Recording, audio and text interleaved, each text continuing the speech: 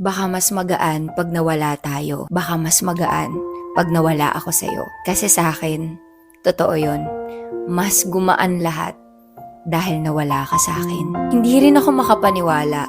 Akala ko joke lang. Kasi sabi nila, pag mahal mo, i-let go mo. Pero sabi ko, tangina, pag mahal mo, bakit mo i-let go? Siyempre, ipaglalaban mo. Pero dun ko na-realize, nung siya na yung bumitaw at wala na akong choice kundi hayaan yun. Buti na lang pala nangyari yun. Buti na lang pala wala akong choice. Buti na lang pala ako na yung iniwan. Buti na lang pala na that time na kahit anong gawin ko, hindi ko siya mahabol.